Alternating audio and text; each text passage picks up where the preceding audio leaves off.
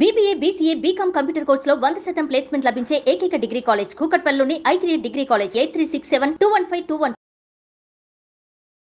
నమస్తే, మీరు చూస్తున్న సుమన్ టీవీ. నేను మీ కీర్తి. నాతో పాటు డాక్టర్ అనంతలక్ష్మి అమ్మగారు ఉన్నారు.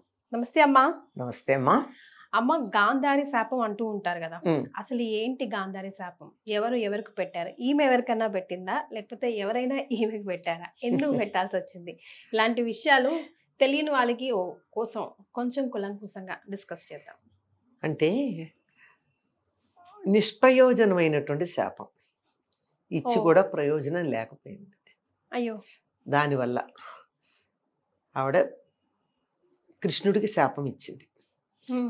మీ వంశం మా వంశం లాగానే నువ్వు ఊరుకున్నావు గనక కౌరవ వంశం అంతా నశిస్తూ ఉంటే నీకు చేతనయ్యి సమర్థుడవై యుద్ధాన్ని తప్పించగలిగి కూడా ఊరుకున్నావు గనక నీ వంశం కూడా ఇలాగే నశిస్తుంది అని అంటే ఆయన నమస్కారం చేసి, అమ్మ పెద్దదానివి, నేను స్వీకరిస్తాను, కానీ ఇప్పటికే మాకు శాపం ఉంది గనక యదువంశం నశిస్తుందని ఎలాగో నశిస్తుంది అన్న అట్లా అన్నమాట. కాకపోతే గాంధారి చాలా గొప్ప వ్యక్తి అమ్మ. చాలా అందంగా ఉండేదిట. కమలనయన అంటారు. అంటే తామర పూల రేకులు లాంటి కళ్ళు కలిగినటువంటిది. ఈ గాంధార దేశం అంటే ప్రస్తుతం ఆఫ్ఘనిస్తాన్ అని చెప్పచ్చు. అదే అవునమ్మా. అక్కడ సుబలుడు అనేటటువంటి రాజు గాంధార దేశాన్ని పరిపాలిస్తున్నాడు. ఆయనకి ఈవిడ ఇంకొక 10 మంది కూతుళ్ళు ఉన్నారు. మొత్తం 11 మంది. ఈవిడ పెద్దది. మనం శకుని అని చెప్తామే, ఆయన ఈ గాంధారికి సోదరుడు. ఇలా ఉన్నప్పుడు ఏమైందంటే ఈవిడ అందాన్ని గురించి విని భీష్ముడు గాంధార దేశపు రాజు అయినటువంటి సుబలుడికి మీ కుమార్తెని ధృతరాష్ట్రుడికి ఇచ్చి వివాహం చేయవలసింది మేము అడుగుతున్నాము అన్నాడు. దీనికి ఒక కారణం ఉంది. ఈ కురువంశానికి ఎప్పుడు వంశం కొనసాగడం సమస్య. ఇప్పుడు ఏమైంది, భీష్ముడేమో పెళ్లి చేసుకోనన్నాడు. ఆయన పేరు దేవవ్రతుడు, శంతనుడి కుమారుడు. చేసుకోనన్నాడు. సంతానం లేదు ఆయనకి. బాగానే ఉంది, సంతానం లేదు. కానీ మరి ఈయన వాళ్ళ తండ్రి గారు కోరుకున్నటువంటి సత్యవతిని తెచ్చి తండ్రి గారికి ఇచ్చి వివాహం చేశాడు. చిత్రాంగదుడు, విచిత్ర వీరుడు అని 2 కుమారులు వాళ్ళకి. ఆ చిత్రాంగదుడు సంతానం లేకుండా పోయాడు. విచిత్ర వీరుడికి భీష్ముడే వెళ్ళి కాశీరాజు కుమార్తెలను తెచ్చి వివాహం చేశాడు. అందులో అంబేమో, నేను సాల్వుని ఇష్టపడ్డాను, మేమిద్దరం ఇష్టపడ్డాము, నువ్వు అనవసరంగా నన్ను ఇక్కడికి లాక్కొచ్చావంటే పాపం భీష్ముడు వెళ్ళి సాల్వుడికి అప్పచెప్తాడు. సాల్వుడేమో అతడు పట్టుకెళ్ళినటువంటి ఆవిడని నేను మళ్ళీ చేసుకుంటానా పొమ్మన్నాడు. ఆ అంబేమో దాని మీద చాలా పెద్ద ఇది చేస్తుంది. మొత్తానికి భీష్ముడు చనిపోవడానికి ఆవిడ కారణం అవుతుంది, మళ్ళీ జన్మెత్తి. మరి అలా ఉంది. ఈ అంబాలికల నుంచి వివాహం చేస్తే అతడు భీష్ముడేమో రాజ్యాన్ని చక్కగా చూసుకుంటూ ఉన్నాడేమో, సుఖభోగాల్లో నిమగ్నమైపోయి సుఖవ్యాధులు లాంటివి వచ్చి చనిపోయాడు. అలా చనిపోతే సంతానం లేకుండా అయిపోయింది. అప్పుడు సత్యవతి పిలిచి అడిగింది, నాయన వివాహం చేసుకో. మళ్ళీ కాదు, ఎవరిని? భీష్ముడిని అడిగింది. మన కురువంశానికి సంతానం లేదు కదా, నువ్వు వివాహం చేసుకున్నట్టయితే ఈ వంశాభివృద్ధి జరుగుతుంది. నువ్వెందుకు, నాకు కలిగినటువంటి సంతానానికి రాజ్యం రాకుండా పోతుందేమో అని కదా నువ్వు వివాహం చేసుకోనన్నావు. అందువల్ల నేను అడుగుతున్నాను, వివాహం చేసుకోను.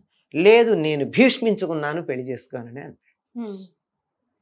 అప్పుడు పోనీ దేవర న్యాయంతో సంతానాన్ని కలిగించమని అడిగింది. దానికి కూడా ఒప్పుకోలేదు.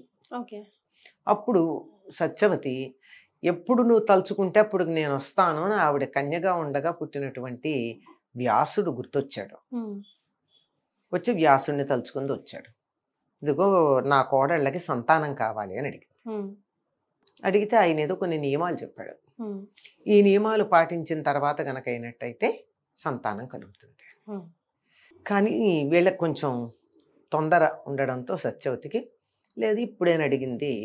అంబికకేమో ఆ వ్యాసుని చూడగానే కళ్ళు మూసుకుందిట, అంచేత గుడ్డివాడు సంతానంగా పుడతాడు అని చెప్పారు. ఓ అయితే రెండవ అమ్మాయి అంబాలికని పంపితే ఆవిడ కళ్ళు తెరిచే ఉంది కానీ ఆయన గడ్డాలు ఆ రూపం చూసి ఒళ్ళంతా ఇలా జలధరించినట్టే పాలిపోయినట్టు అయిందిట. అందుకని పాండురోగంతో ఉన్నాడు పుట్టాడు. ఆ సంగతి చెప్పాడు. చెబితే అయితే మళ్ళీ అంబికనే కనుక పంపించినట్టయితే పెద్ద కోడలికి మంచి సంతానం కలుగుతుంది అంటే అంబిక భయపడి తన దాసిని పంపించింది. దానికి విదురుడు పుట్టాడు. ఆవిడ చాలా తెలివిగా వచ్చినటువంటి ఆయన మహర్షి మహానుభావుడు, ఆయన వల్ల సంతానం కలిగినట్టయితే నా జన్మ ధన్యమవుతుందని she's full aware of that and విదురుడు జన్మించడం జరిగింది. పుట్టుకతో గుడ్డివాడు ఈ ధృతరాష్ట్రుడు. మంచి బలవంతుడు, అందగాడు, తర్వాత చదువుకున్నాడు, ఏదో 1000 ఏనుగుల బలమో ఎంతో ఉంటుంది, అంతా బానే ఉంది, కానీ గుడ్డివాడు. దాంతో భీష్ముడు ఆలోచించాడు, ఇది వంశానికి ఎట్లయినా తాను వివాహం చేసుకోనని ఒక పంతం పడితేనమ్మా ఏదైనా ఉసురు తగలడం అన్నది ఒకటి ఉంటుంది చూడు. ఏదన్నా ఒకటి మనసులో ఉన్న కోరికను ఆపుకుని మనం ఏదన్నా గనక అవతల వాళ్ళ కోసం ఆపేసుకుంటే దాని ప్రభావం నెగిటివ్గా రావచ్చు. అది మనసులో ఏముందో మనకు తెలియదు, కానీ ఈ వంశాన్ని ఉద్ధరించేటటువంటి బాధ్యత నాది అని అనుకున్నాడు. తల్లికి మాట ఇచ్చాడుగా, నేను ఈ వంశం కొనసాగేట్టుగా చూస్తానని సత్యవతికి మాట ఇచ్చాడు.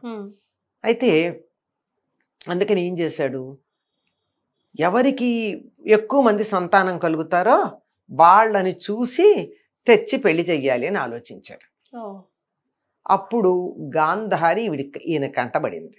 గాంధార దేశపు రాజకుమార్తె, అందువల్ల గాంధారి. ఈయన వెతికితే ఆవిడ ఎందుకు కంటపడిందంటే ఆవిడకి శివుడి వరం వల్ల 101 మంది సంతానం కలిగేటటువంటి వరం ఉంది, శివుడు ఇచ్చాడు. 100 మంది కొడుకులు, ఒక కూతురు. గాంధారి అంటే వరం భగవంతుడిని అడిగింది, శివుడు వరం ఇచ్చాడు కనుక ఎవరికి 101 మంది సంతానం కలుగుతారో ఆ అమ్మాయిని తెచ్చి గనక ధృతరాష్ట్రుడికి వివాహం చేసినట్టయితే 100 మంది పిల్లలు ఉంటారు కదా, వంశానికి ఎటువంటి ఢోకా లేదు అనుకుంటాడు. సుబలుడికి వార్త పంపిస్తాడు.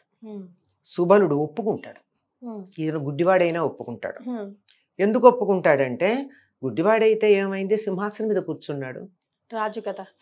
అప్పటికి మనకి ఇదే మొత్తం భూమండలానికి అంతా, ముఖ్యంగా భారతవర్షానికి సామ్రాజ్యం. మిగిలిన వాళ్ళందరూ సామంతులే.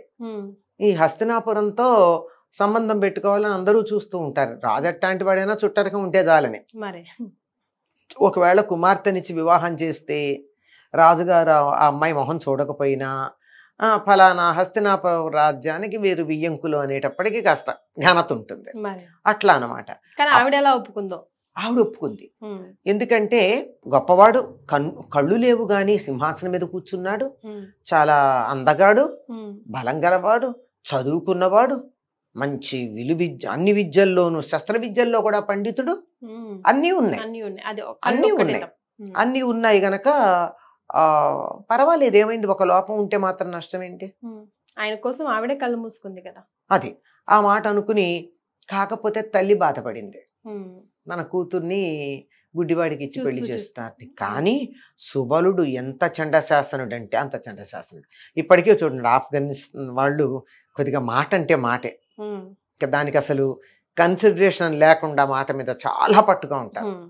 మనుషులు కూడా అలాగే ఉంటారు కదా, అలాగే ఉంటారు హెఫ్టీ పర్సనాలిటీస్. తర్వాత ఎందుకంటే అక్కడ తినే ఆహారాన్ని బట్టి అట్లా ఉండదు. అక్కడంతా మీకు డ్రై ఫ్రూట్స్ లాంటివే కదా, అంత బలమే ఉంటాయి, కానీ మనలాగా మామిడి పండు లాంటిది ఉండదు కదా. అంచేత తినే ఆహారము పగలకుండా ఉన్నట్టు అది ఇదిగా ఉండడం, అదేంటి మృదువుగా ఉండకపోవడం, గట్టిగా ఉండడం, బలంగా ఉండడం, ఇవన్నీ ఉంటాయి.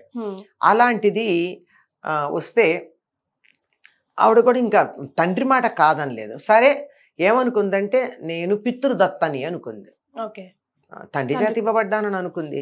అనుకున్నాక సరే ఇంకోళ్ళ గురించి నా మనసులో ఆలోచించకూడదని కూడా నిశ్చయం చేసుకుంది. అది ఒక లక్షణం. సరే దాంతో పాటుగా ఇస్తానని అన్నాడు సుబలుడు. ఎవ్వరూ ఏమనలేకపోయారు.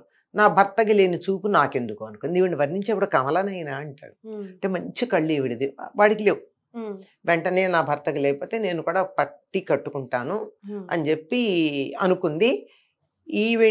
ఈవిడికి చెల్లెళ్ళు ఒక 10 మంది ఉన్నారు. ఈ 10 మందిని తీసుకుని శకుని హస్తినాపురం తీసుకెళ్లి అక్కడ వివాహం చేశారు. అసలు ఇంకా మీరు గమనించండి, అమ్మ. పెళ్లి ఎక్కడ జరిగింది? ఎక్కడ జరిగిందా? హస్తినాపురంలో జరిగింది. ఓ అన్నగారు సోదరుడు తీసుకెళ్లి 11 మందిని అక్కడికి తీసుకెళ్ళాడు. అక్కడికి వెళ్ళారు, వివాహం అయ్యింది. ఇంకా భీష్ముడికి ఆశ, వంశం పెరగాలని. మళ్ళీ మళ్ళీ మళ్ళీ మళ్ళీ అందమైన చక్కనైనటువంటి రాజకుమార్తెలు ఎక్కడుంటే అక్కడ అట్లాంటి వాళ్ళని ఇంకో 100 మందిని తెచ్చి ధృతరాష్ట్రుడికి ఇచ్చి పెళ్లి చేశాడు. అయ్యరామా, 100 మందినా? ఈ 11 కాక. సరే, ఇంతమందితోనూ పాపం గాంధారికి కుయి లేదు, కై లేదు. చూడండి మరి. అయితే ఈ లోపల పాండురాజుకి కుంతితో వివాహం, మాద్రితో వివాహం 2 జరిగాయి. అయిన తర్వాత ఆయన బాగా వెళ్ళి బ్రహ్మాండంగా దేశాలన్నీ గెలుచుకుని వచ్చాడు.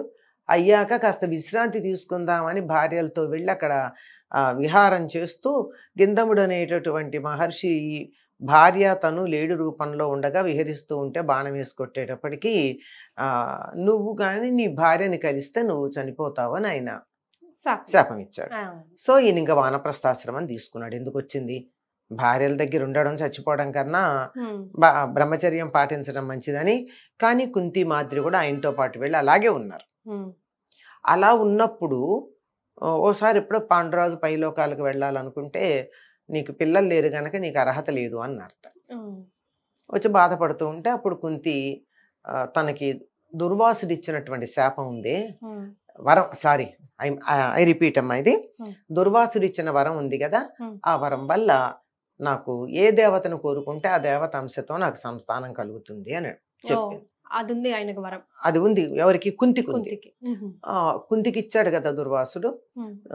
అప్పుడు వెంటనే పాండురాజు అడిగాడు, నాకు సంతానం కావాలి అంటే ఆ మంత్రాన్ని ఉపయోగించి ఎవరి వల్ల నీకు సంతానం కావాలి, ఏ దేవతాంశతో కావాలంటే ధర్మమూర్తి అయినటువంటి వాడు కావాలంటే యముడిని ప్రార్థిస్తుంది.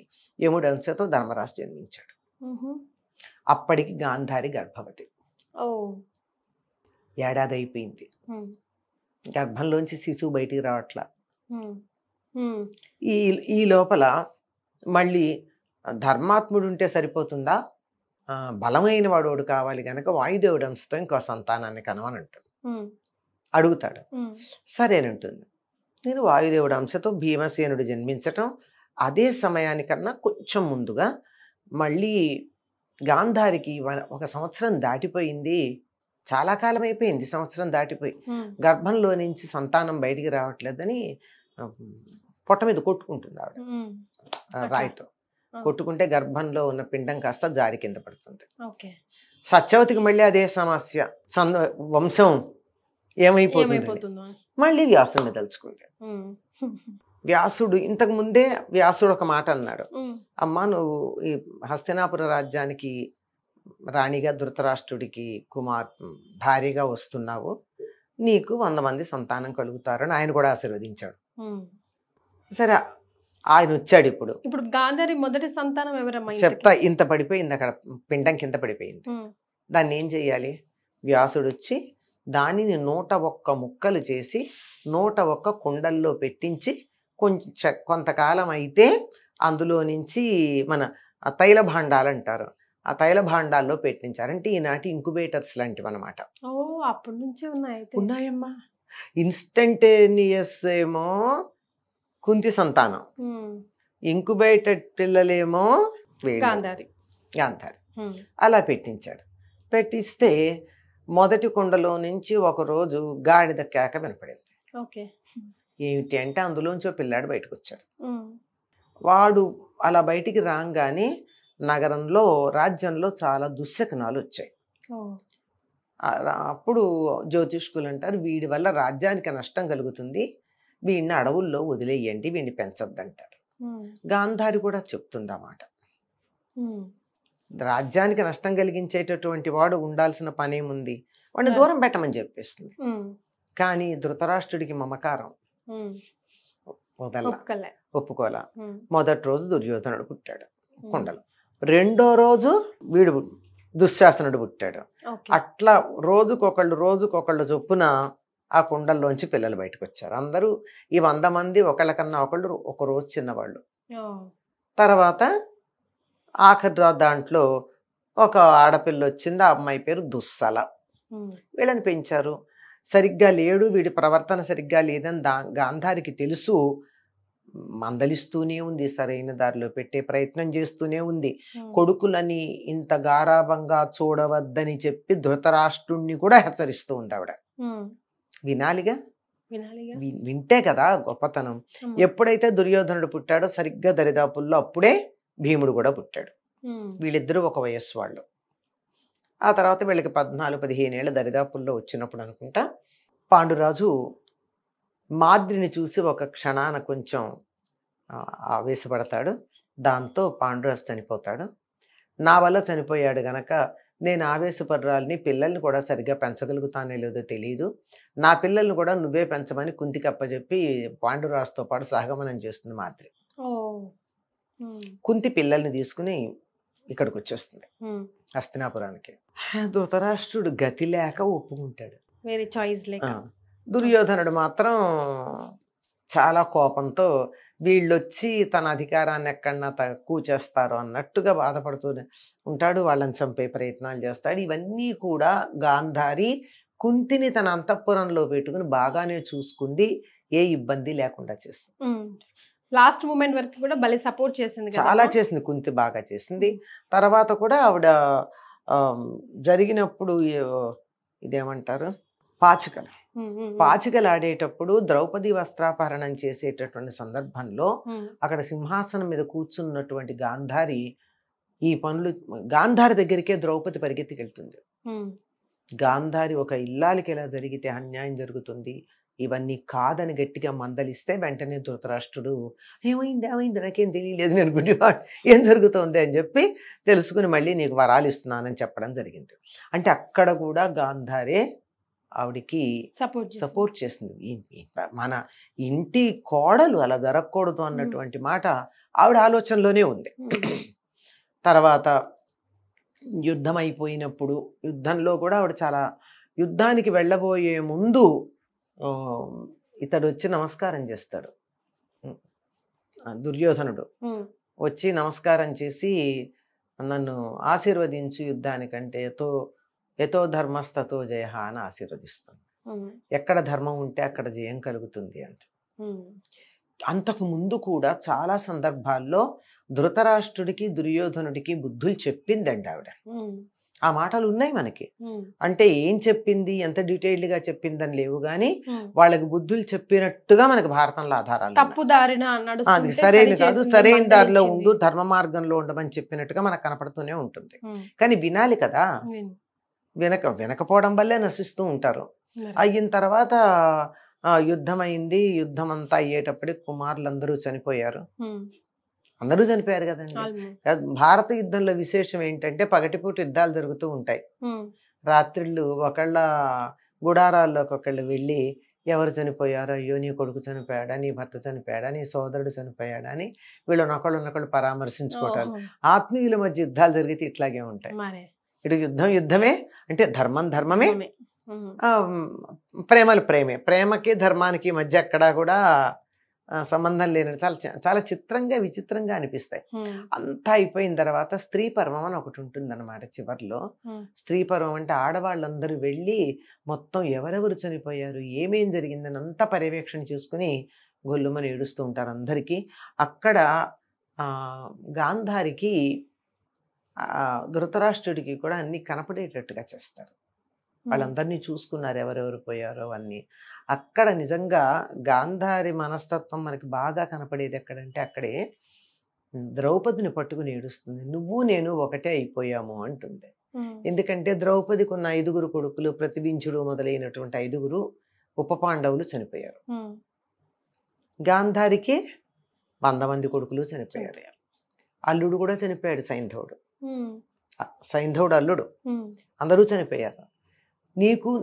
నువ్వు నేను సమానమైపోయాము అని ఏడుస్తుంది. ద్రౌపది ఏమవ్వాలి? గాంధారికి కోడలి వరుస. కోడల్ని పట్టుకుని నువ్వు నేను ఒకటే అయిపోయామని దుఃఖపడుతుంది. ఆ తర్వాత అందరికన్నా కూడా ఇంకొక మాట అంటుందమ్మా, చాలా నాకు అనిపిస్తుంది. అభిమన్యుడు చచ్చిపోయిన దానికి ఆవిడ తట్టుకోలేకపోతుంది. మనవడు కదా, మనవాడు. ముక్కుపచ్చలారని వాడు, వాడు చనిపోయాడు, నేను ఇది తట్టుకోలేకపోతున్నాను అంటుంది. అంటే ఉప పాండవులు కౌరవులు చనిపోయిన దానికని వీళ్ళు పెద్దవాళ్ళు, జీవితాన్ని చూశారు, పెళ్ళిళ్ళు అయినాయి, వీళ్ళకి పిల్లలు ఉన్నారు. అదేలేండమ్మా. ఉప పాండవులకు ఉన్నారు లేదు, ఇంకా లేదు, వాళ్ళు ఇంకా చిన్నవాళ్ళే. ఎందుకంటే కోడలి పిల్లలు కదా, తన కొడుకులు పెద్దవాళ్ళు ఉంటారు, కోడలి పిల్లలు చిన్నవాళ్ళు ఉంటారు.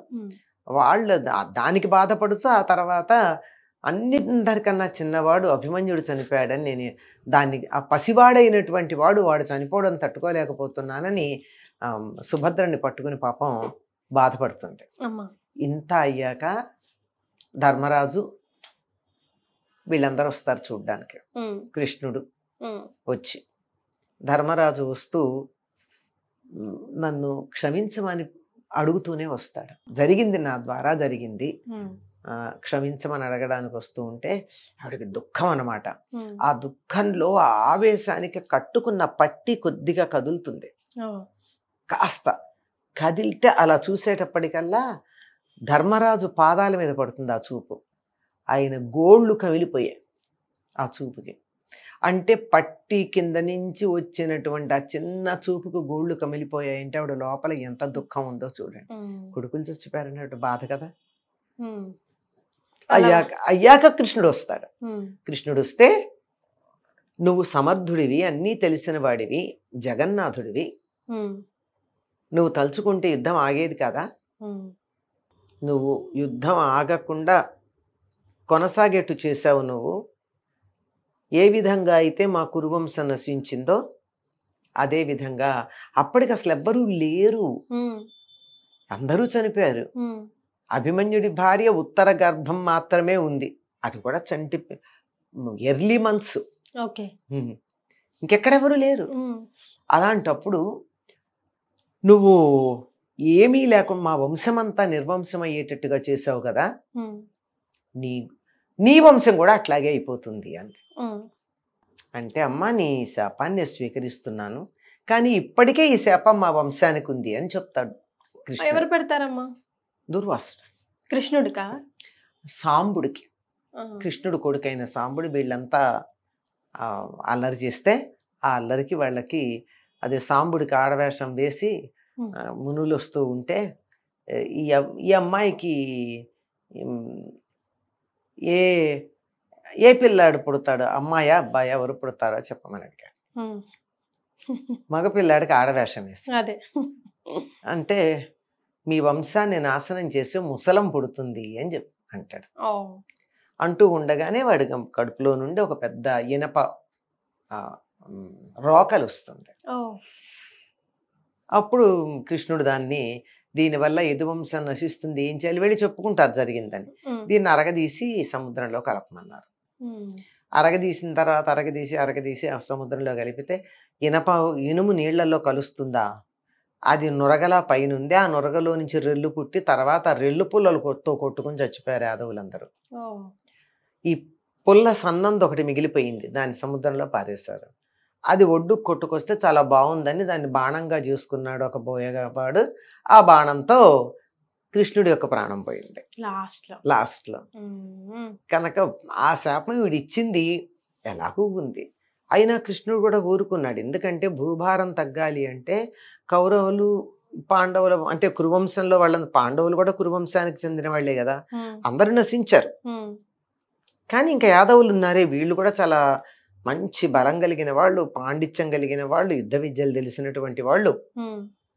కానీ కృష్ణుడి వంశంలో పుట్టారు కానీ కృష్ణుడు దేవుడు అనేటటువంటి జ్ఞానం మాత్రం లేదు వాళ్ళకి, మనవాడే అని చేత కొంచెం మదం అవన్నీ ఉన్నాయి.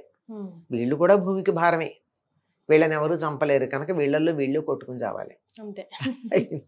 అట్లా సో ఆ విధంగా గాంధారి కృష్ణుడికి శాపం ఇచ్చిందమ్మా. ఇచ్చింది తర్వాత ధృతరాష్ట్రుడు గాంధారి ధర్మరాజు దగ్గరే ఉన్నారు.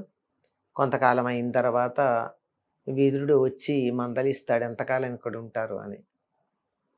పాపం ద్రౌపది వచ్చి సేవ చేసేది గాంధారికి, కుంతి కూడా అక్కడే ఉండేది. ధర్మరాజు స్వయంగా వచ్చి సేవ చేసేవాడు ధృతరాష్ట్రుడికి. పని వాళ్ళు ఎంతమంది ఉన్నా. భీముడు స్వయంగా వచ్చి అన్నం పెడుతూ ఉండేవాడు. ఈయన వంటింట్లో పెత్తనం కదా, పెడుతూ మాత్రం తిను, నీ 100 మంది కొడుకుల అన్నం కూడా నువ్వే తినంటూ ఉండేవాడు. పాపం అలా పెడితే ఏం తింటాడు? అదే కదా. కానీ భీముడికి ఆవేశం తగ్గలేదు కదా అనేవాడు.